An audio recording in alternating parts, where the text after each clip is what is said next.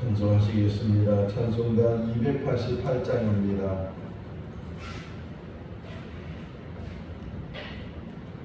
찬송가 288장. 예수를 나의 구주 삼고 성령과 피로 썩어든 날이 이 세상에서 내 영혼이 하늘의 영광 누리도다.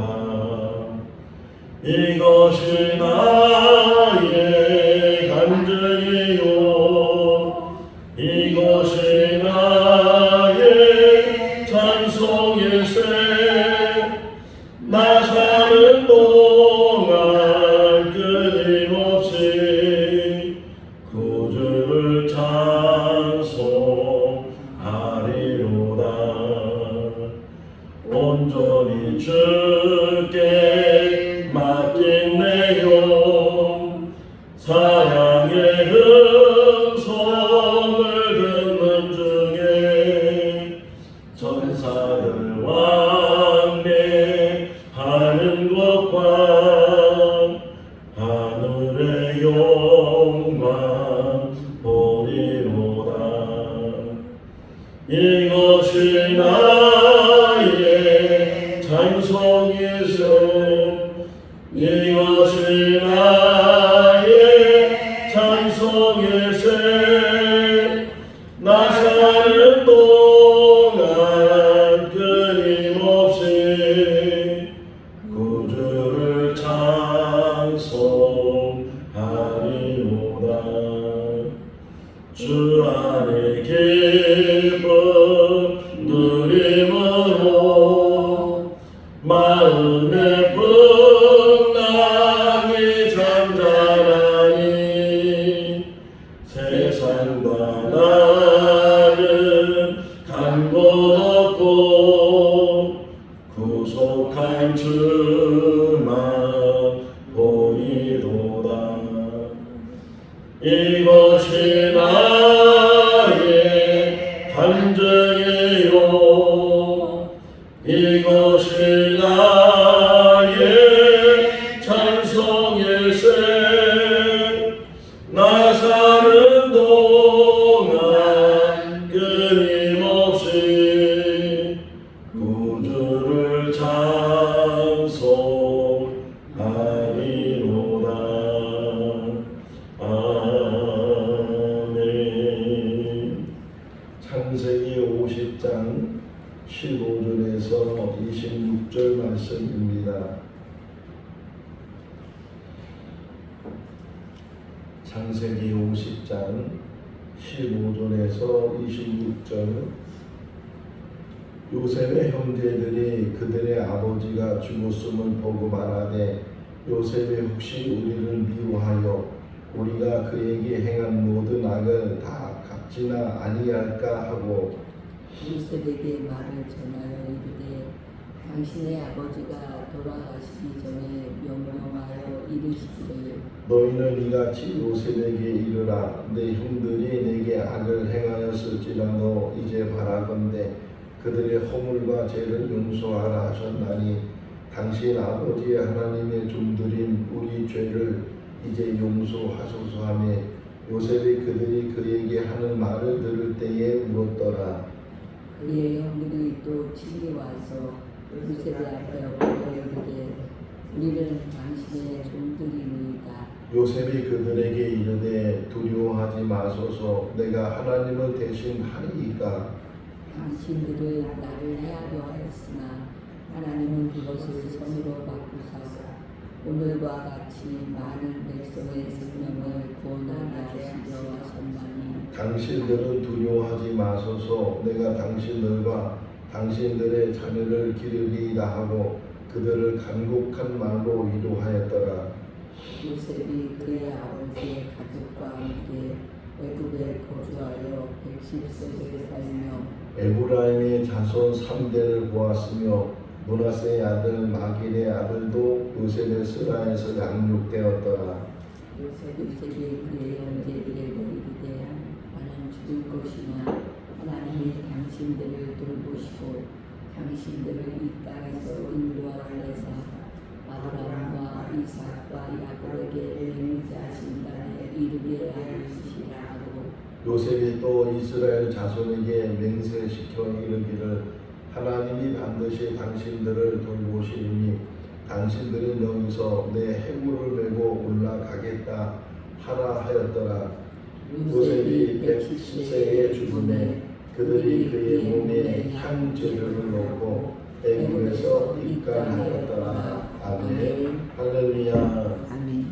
오늘까지 창세기 말씀을 보고 내일 새벽부터는 마태복음에 있는 말씀을 보게 됩니다. 시간이 되면 마태복음 1장을 먼저 읽어 보시면 내일 말씀 묵상할 때 큰 도움이 될 것이고, 오랜 시간 동안 창세기의 말씀을 우리가 같이 묵상을 했는데, 창세기는 크게 1장에서 11장 그리고 12장에서 50장 이렇게 두 부분으로 나누게 되고, 1장에서 11장을 가리켜서 원역사라고 말하고 12장부터 마지막 장까지를 족장 시대의 이야기라고 합니다. 특별히 아브라함, 이삭, 야곱, 요셉, 또 그 안에 유다도 들어가 있는데 이렇게 네 사람 또는 다섯 사람이 중심이 돼서 창세기가 기록이 되어져 있다.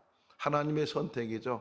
아브라함이 하나님을 선택한 것이 아니고 하나님께서 아브라함을 선택하시고 또 그 아들을 계속 선택하셔서 그 대를 이어서 믿음을 갖게 하시는 그 하나님의 은혜가 있는 것처럼, 또 요한복음 15장 16절에서는 너희가 나를 택한 것이 아니고 내가 너희를 택했다 예수님께서 말씀하신 것처럼 이렇게 하나님이 택하시고 예수님이 택하셨다. 12명의 제자를 택하시고 120명의 초대교회 성도들을 택하시고 그 이상으로 이제 곳곳에 교회를 세우시고 교회를 통해서 하나님이 하나님의 사람을 택하셔서 우리까지 택하셔서 이렇게 또 신앙생활 잘하고 있는 줄로 믿습니다. 아브라함부터 시작된 믿음의 대가 실제적으로 혈육의 어떤 혈통을 잇는 그런 자손은 아니지만 우리가 흔히 아브라함을 가리켜서 믿음의 조상이다 이렇게 말을 하니까 우리들도 그 믿음의 대를 이었고 또 앞으로도 이어가게 해야 될 줄로 믿습니다.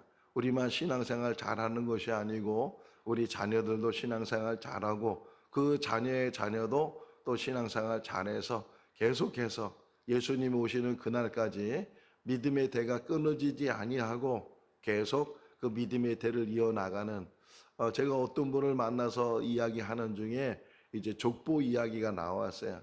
그분은 양반이라고 하고 또 누구의 몇 대손이다 하면서 족보를 보여줬는데 저 같은 경우는 족보를 가지고 있지 않으니까 참 부럽다 그런 생각을 할 때가 있었는데, 우리는 세상의 족보가 혹이나 없다 할지라도 하늘의 족보가 있는 줄로 믿습니다. 이제 마태복음 1장의 시작이 뭐예요? 아브라함과 다윗의 자손 예수 그리스도의 계보라. 이 계보란 말은 족보라 이렇게 옛날 성경에는 되어 있는데 족보라는 거예요. 아브라함부터 시작해서 14대 14대 14대 이렇게 해서 예수님까지 대를 이어나가는 것처럼 우리들도 믿음의 대가 계속 이어져야 될 줄로 믿습니다. 이 창세기 50장에는 야곱의 죽음과 또 요셉의 죽음이 기록이 되어져 있고 또 야곱의 장례하는 그런 모습을 어제 새벽에 우리 같이 묵상을 했습니다. 자, 야곱이 애굽에 들어갈 때가 130세였고 또 세상을 떠날 때가 147세였으니까 한 17년 정도를 애굽에서 살았어요. 야곱이 애굽에 들어갈 때는 기근 때문에 또 아들이 애굽의 총리가 되어 있다고 해서 가게 됐는데 그 기근의 기간이 5년 정도 남았다고 요셉이 말을 했으니까 야곱이 135세가 됐을 때 이제 기근이 끝나게 되고 그러면 다시 돌아가야 되잖아요. 가나안 땅으로 돌아가야 되는데 뭐 기력도 없고 나이가 많아서 여행하는 것도 어려울 뿐더러 가나안 땅에 가봐야 누가 반겨주는 사람도 없고 환경적으로도 이 목축하기가 그렇게 수월하지 않은 그러한 땅인데 반면에 지금 이 애굽에 내려서 특별히 요셉에 의해서 고센 땅을 이제 그들이 정착을 하게 되는데 거기는 물도 많고 목축하기가 너무 좋으니까 기근이 끝났는데도 불구하고 이제 가나안 땅으로 돌아가지 않았다. 그런데 이게 다 예언의 말씀들이잖아요. 아브라함에게 하나님께서 미리 말씀하시기를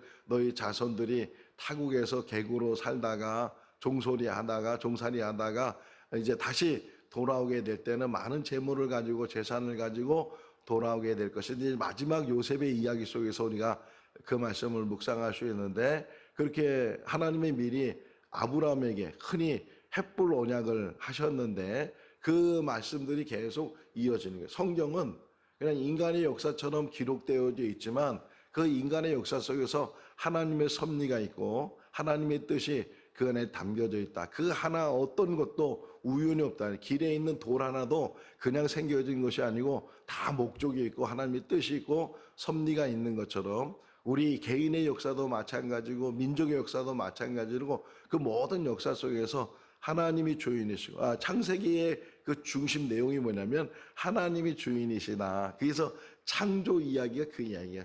하나님이 살아계셨고 하나님이 만드셨고 하나님이 주관하시고 그 모든 것들의 주인은 하나님이시다. 성경 맨 마지막 요한계시록에서도 하나님이 왕이시고 하나님이 주권자이시고 그것을 이야기하는 게 성경이에요. 어쨌든 이런 하나님에 대해서 우리가 배우게 되고 알게 되고 그러면서 이제 사람의 역사도 우리가 알아가면서 그 사람의 역사 속에서도 하나님의 뜻을 우리가 깨닫게 되는데 오늘 본문에서도 그것을 깨닫게 돼요.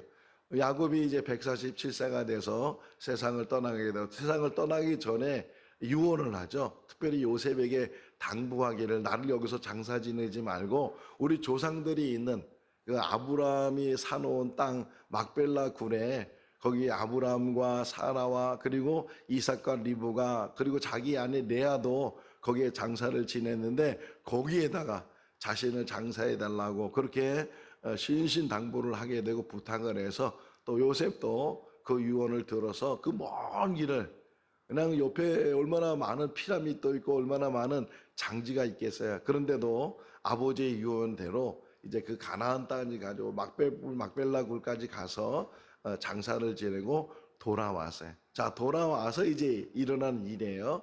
그 형들이 생각하건대 자기들이 옛날에 지금부터 따지면 한 40년 전이에요. 40년 전에 도난이라는 곳에서 자기 동생 요셉을 팔아버렸잖아요.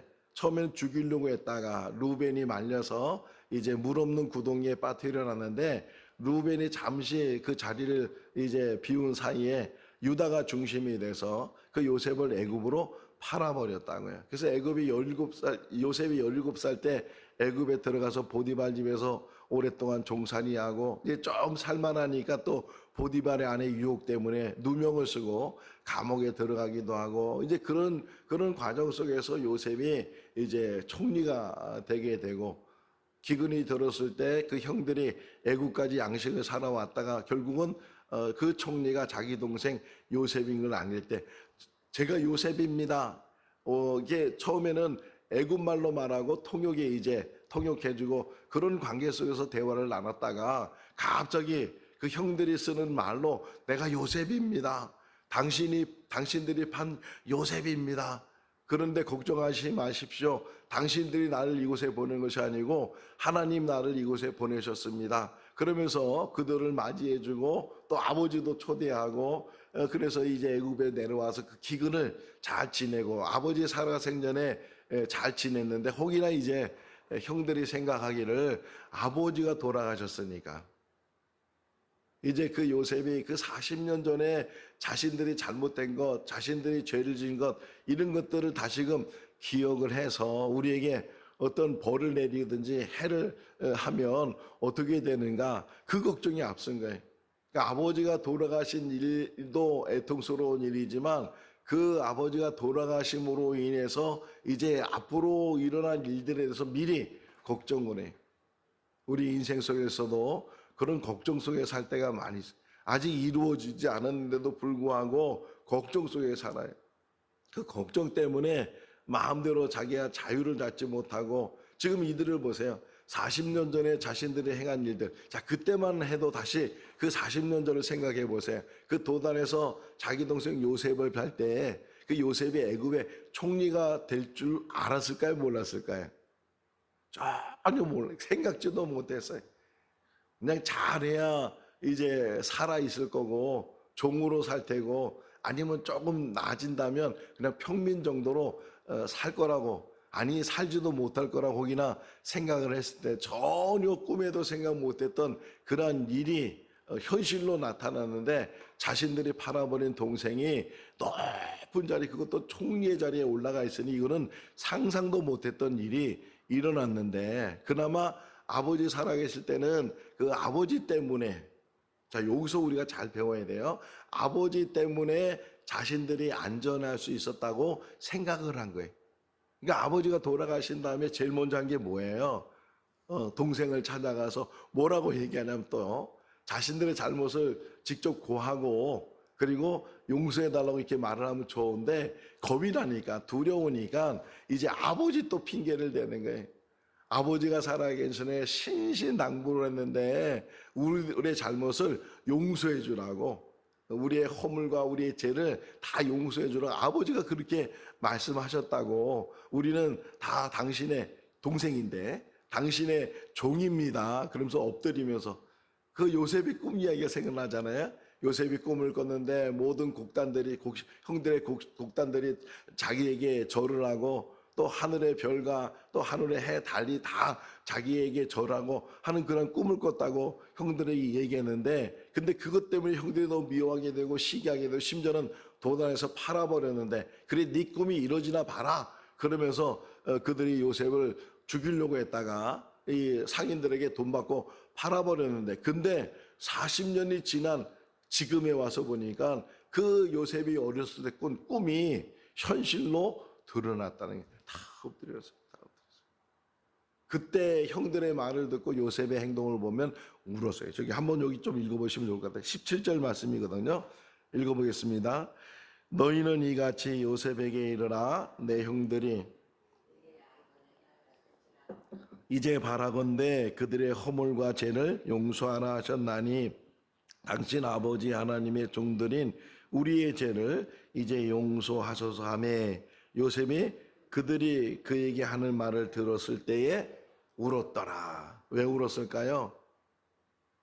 왜 울었을까요? 아직도 형들이 자기의 본심을 알지 못한 거예요. 자기는 벌써 그거는 잊어버렸거든요. 잊어버리고 기억도 안 하고, 아버지를 잘 봉양하고 또 형들에게 잘 이렇게 섬겨주고, 그런 게 요셉의 마음이었고 변함이 없는 그런 마음을 가졌는데, 아니 아버지 돌아가셨다고 아버지 때문에 자신들이 용서받은 것처럼 그렇게 생각하고 있어요. 그러니까 형들의 착각이고, 또 요셉이 생각할 때는 아직도 그 본심을 잘 모르는 것. 우리 성도들 관계 속에도 마찬가지예요. 스스로 생각하고 스스로 판단하고 스스로 결정하고 그러다 보면 상대방은 전혀 그런 생각이 없는데도 불구하고 저 사람이 저렇게 생각할 거야, 나를 미워할 거야, 나를 용서하지 않을 거야, 뭐 이렇게 미리 판단하고 결정을 해서 그 관계가 어그러지는 그런 관계들이 얼마나 많이 있어요. 지금 요셉은 진심이었거든요. 아버지 때문에 형들을 용서하는 것이 아니고, 분명히 말했잖아요. 당신들이 나를 버리는 것이 아니고 하나님이 큰 구원을 이루시려고 미리 나를 보내신 거는 하나님이 하신 일, 당신들이 한 것처럼 보여지지만, 물론 당신들 통해서 그 모든 일들이 일어났지만, 그럼에도 불구하고 그 내면에는, 그 깊이에는 하나님이 관여하셨고 하나님이 섭리하셨고 하나님께서 큰 구원, 여기 나와요. 20절 말씀에 보게 되면 하나님께서 생명을 구원하시려고 하나님께서 그런 일을 하셨는데, 나는 벌써 용서했다고. 그리고 아버지 때문이 아니고, 때문이라면 하나님 때문에. 할렐루야. 베드로가 예수님께 용서에 대한 이야기를 했어요. 7번 용서하면 되겠습니까? 근데 예수님께서 7번을 70번에도 용서하라 그러면서 하나님의 용서에 대해서 이제 비유로 이야기하는 것을 우리가 볼 수 있는 것처럼, 창세기의 마지막 부분에서 우리에게 가장 큰 교훈이 뭐냐? 하나님은 용서하시는 분이시다. 하나님은 사랑이시고 그 사랑 안에는 용서함이 들었어요. 아담과 하하가 범죄하고 아담과 하하 이후로 가인이 살인을 하고 그 후에 노아 홍수가 왜 났어요? 사람들이 너무 악하니까 그 악을 심판. 이것도 우리에게 주는 교훈이에요. 하나님은 악과 함께 하진 않으셔요. 악을 심판하시는 분이시다는 것을 이 노아 홍수를 통해서 우리에게 보여주셨는데, 그러나 하나님의 그 진심은 용서함에 있어요. 십자가가 뭐예요? 여기 있는 십자가의 표시가 뭐예요? 용서잖아요. 하나님 예수님께서 십자가에 매달려서 제일 먼저 십자가에서 하신 말씀이 저들의 죄를 사하여 주시옵소서. 스데반의 돌에 맞아 죽어가면서도 저들을 사하여 주시옵소서. 용서하는 것. 여러분 신앙생활하면서 가장 우리가 크게 생각하고 늘 마음에 담고 있어야 되는 것은 용서예요. 용서. 왜? 내가 용서받았잖아요. 예수님의 그 베드로의 질문 때문에 비유로 말한 게 뭐예요? 1만 달란트 빚진 사람을 탕감해 줬는데 길을 가다가 자기한테 100데나리온 빚진 사람을 용서하지 못하고 멱살 잡아가면서 돈 내놓으라고 가둬가면서 돈 안 주면 너 풀어주지 않는다고 그 소식을 들었던 주인이 1만 달란트 탕감받은 사람 다시 불러서 아니 내가 달란트하고 데나리온은 상대가 안 되는 거예요. 그런데도 그렇게 큰 용서를 받고 그렇게 큰 사랑을 받았는데도 조그만 것 하나 용서 못하고 사랑과 관계에서 용서 못하고 용서 못할 게 뭐가 있겠어요? 물론 공의로운 일이 있어요. 그러나 우리 인생 속에서 항상 우리가 생각하고 있는 것은 나는 용서받은 자이고 나는 용서할 자격도 없어요. 내가 누구를 용서하겠어요? 하나님이 용서하시는 것이고 하나님이 용서한 것으로 다 지워버리는 것인데 내가 누구를 용서해? 다윗도 마찬가지예요. 다윗이 그렇게 위대한 인물이 된 것은 용서하는 사람이었는데 사울이 그렇게 죽이려고 쫓아냈는데 불구하고 두 번의 그 죽일 기회를 죽이지 않았잖아요. 하나님이 하시는 거다. 하나님의 주권 속에 있는 것이지 내가 어떻게 기름 부음 받은 자를 내가 죽일 수 있겠느냐. 그러면서 그 주변에 있는 사람이 죽이자고 그랬을 때 다윗은 옷자락만 펴가고 물병하고 창만 가지고 가고 그랬던 다윗의 모습. 우리가 신앙생활에서 앞으로 남은 인생 속에서 신앙생활에서 끝까지 우리가 훈련받아야 되고 끝까지 우리가 잘 실행해야 될 것 중에 하나가 뭐냐면 용서하는 거예요. 용서받고 용서하고 우리가 와서 교회 와서 뭘 기도해요? 뭘 기도하는 게 뭐예요? 다 용서하는 것. 다 누구든지 용서하는 것. 아무리 나에게 해코지라고 아무리 나에게 아픔을 주고 아무리 나에게 손해를 주고 그럼에도 불구하고 용서하는 거예요. 이 지금 마지막 창세의 결론이 뭐냐? 용서거든요. 자, 근데 요셉의 말을 좀 더 보시면 우선 19절 말씀 보세요. 19절 읽어볼까요? 요셉이 그들에게 이르되 두려워하지 마소서 내가 하나님을 대신하리니까. 하나님의 공의로 모든 것들이 이루어져요. 하나님의 심판이 있다 그러잖아요. 예수님이 오시면 다 구원받는 것이 아니고 흔히 말하는 청년의 모임에서 늘 들었던 말 중에 하나가 백보자 심판, 백보자. 전 그때는 막 백보자가 뭔지도 모르고 흰 보자가 큰 보자가 하나님 앉으시는 보자가 그 백보자 심판 막 그런 얘기를 들었는데 심판은 분명히 있어요. 악을 심판하시는 거죠. 악을 심판하시고 선을 구별하시는, 그래서 그러시는 하나님의 그 심판이 하나님의 주권이라는 거예요. 내가 심판하는 것이 아니고 내가 용서하고 말고도 없고 나는 다 벌써 하나님 앞에 다 맡긴 일이고 그런 일 속에 사는데, 그러면서 중요한 말 20절 읽을까요? 당신들은 나를 헤아려 하였으나 하나님은 그것을 선으로 바꾸사 오늘과 같이 많은 백성의 생명을 구원하게 하시려 하셨나니. 할렐루야. 선을 이루시는 분이 하나님이신 줄로 믿습니다. 아무리 사람이 힘들게 하고 아무리 흔히 세상 말로 딴지를 걸고 넘어지게 하고 그런 고통을 주고 고난을 주고 그런 모든 과정을 우리가 겪는다 할지라도 하나님이 살아계시니까 하나님께서 바꾸시는 줄로 믿습니다. 우리 생거진전교회가 이제 새 건물을 구입을 하게 되고 거기서부터 다시금 신앙생활 하게 되는데 이 모든 일이 하나님의 역사잖아요. 제가 무슨 능력이 있겠어요? 우리 성도들이 무슨 능력이 있어서 이 큰 건물을 매입할 수 있게 했어요? 하나님이 하시고 하나님이 손으로 바꾸신 줄로 믿습니다. 참으니까, 인내하니까, 용서하니까, 아니 용서할 자격도 없지만 용서한다고 생각하는 그런 마음을 가지고 있으니까 하나님이 어여삐 보시고 하나님이 구워 살펴보시고 하나님께서 그 일을 이뤄 가시는 줄로 믿습니다. 내가 어떻게 하나님을 대신하겠습니까? 요셉이 말하는 것처럼 하나님은 악을 선으로 바꾸시는 분이시고 생명을 구원하기 위해서 하나님이 이 일을 이루셨습니다. 당신들 걱정하지 마십시오. 아버지 때문에 내가 이렇게 당신들을 섬긴 것이 아니고 하나님 때문이고 하나님의 사랑입니다. 하나님의 용서입니다. 그렇게 이제 이야기를 해. 이제 마지막 한 부분만 또 좀 보면 요셉이 110세까지 살았다 그랬어요. 30세 총리가 돼서 110세까지 살았으니까 오랫동안 총리의 자리에 있었던 것 같아요. 80세까지 80년 동안 있었는데 자 이제 죽을 때가 다 누구나가 사람은 세상을 떠나요. 뭐 아무리 높은 관직에 있든 아무리 재물이 많을 가지고 있든 다 연한이 되면 세상을 떠나고 다 내려고 하는데 요셉의 마지막 신앙이 뭐냐?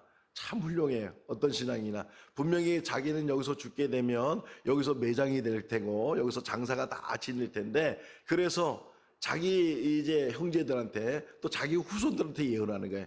뭐라고 예언하느냐? 이제 하나님께서 우리를 다시금 우리 자손들을 다시금 하나님이 아브라함에 주셨던 가나안 땅으로 들어가게 하실 텐데 그때 그게 언제인지 모르는 거예요. 100년이 지날지 200년이 지날지 그건 몰라. 그러나 어느 때이든지 분명히 하나님은 하나님의 약속을 이루시는데 그 하나님의 약속을 이룰 때 내 해골이라도 몸은 다 썩어버렸잖아요. 뼈만 남잖아요. 내 해골이라도 나를 그곳으로 데려가라고. 자, 한번 읽겠습니다. 25절이에요. 읽어볼까요? 요셉이 또 이스라엘 자손에게 맹세시켜 이르기를 당신들은 여기서 내 해골을 메고 올라가겠다라 하였더라. 자, 세월이 많이 흘렀어요. 이 이스라엘 사람들이 애굽을 빠져나가지 못해요. 그러다가 모세가 등장을 하고 하나님이 모세를 통해서 이스라엘 백성들을 애굽에서 나오게 해요. 10번째 재앙이 일어났을 때 밤중에 장자는 다 죽어요. 사람뿐만 아니라 짐승도 첫 것은 다 죽게 되는 그런 벌이 내렸을 때 바로가 완전히 항복을 하고 그 밤중에 애굽을 떠나라고 했어요. 그래서 그 이스라엘 백성들이 그 밤중에 애굽을 나오는 거예요. 뭐 경영도 없이 나오는 거예요. 그러니까는 뭐 살필 게 있어요. 우리가 뭐 하다 보면 아차 그 잊어버렸네, 아차 그 두고 왔네, 그럴 때가 많잖아요. 뭔가 가져간다고 생각했는데 그때 막상 뭐 어디를 가거나 뭔가 준비해서 이렇게 할 때 빠뜨려버리고 그런 일이 얼마나 많아요. 자, 근데 이게 지금 400년, 요셉을 보면 한 300년 정도가 지났거든요. 300년도가 지난 얘기니까 뭐 녹음이 돼 있었겠어요? 뭐 제대로 기록이 돼, 구전적으로 우리 요셉이 그렇게 얘기했더라, 요셉이 그렇게 얘기했더라, 이렇게 자녀들, 자손들에게 계속 이게 구전적으로 얘기가 됐을 때, 그런데 놀라운 일은 모세가 그렇게 바쁘고 그렇게 오수선하고 그렇게 경황이 없는 그런 상황에도 요셉의 그 해골을 가지고 가요. 막벨라굴에 장사는 안 하는데 그 가나안 땅에까지 이 모세가 40년 광야 생활하는데도 이 법계, 이 성막 이것뿐만 아니라 요셉의 이 해골을 계속 가지고 다니면서 가나안 땅으로 가서 그 가나안 땅에 묻어두는 그런 역사를 이뤄요. 우리의 소원은 천국에 있어요. 천국을 향할 수 있기를 바랍니다. 요셉이 끝까지 가나안 땅에 간 것처럼, 야곱이 끝까지 가나안 땅에서 장사 지낸 것처럼 우리는 끝까지 이 광야를 지나서, 특히 우리 찬송가 부를 때 어디 건너가? 요단강 건너가. 요단강. 우리 죽음이 요단강을 건너는 거예요. 죽음이 죽음으로 끝나는 게 아니에요. 우리가 소망하고 바라고 요셉이 바라는 대로 그 모든 것이 이루어진 것처럼 하나님이 약속하신 그 천국을 향해서 우리가 한 걸음 한 걸음 믿음 안에서 걸어가고 끝까지 변치 않고 치우치지 않고 뒤돌아서지 않고, 뒤돌아봤던 롯의 아내가 소국이 되겠는데 뒤돌아보지 않고 늘 주님만 바라보고 천국만 바라보고 나가는 우리 모두가 다 될 수 있기를 주님의 이름으로 축원합니다. 기도하겠습니다. 사랑이 많으신 하나님 아버지 감사합니다.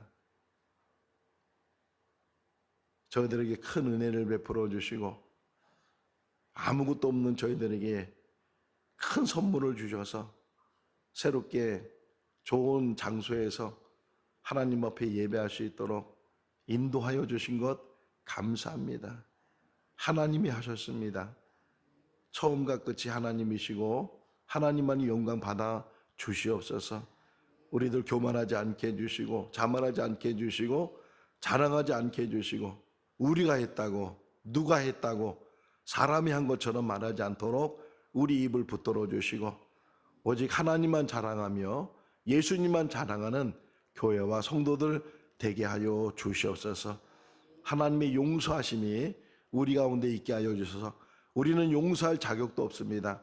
하나님께서 다 용서하셨고 하나님께서 보담을 주셨고 하나님께서 생명을 주신 줄로 믿습니다. 여기 구원의 역사가 이 제단을 통해서 흘러 넘치게 하여 주시고 한 영혼이 천하보다 귀하다고 말씀하셨사오니 그 한 영혼 한 영혼이 하나님께 돌아오는 구원의 방주 역할을 감당하는 교회가 되게 하여 주시옵소서. 오늘도 주 안에서 복된 하루의 삶이 되게 하여 주시기를 간절히 바라옵고 예수 그리스도 이름으로 기도하옵나이다. 아멘. 마쳤습니다. 자유롭게 기도하시기 바랍니다.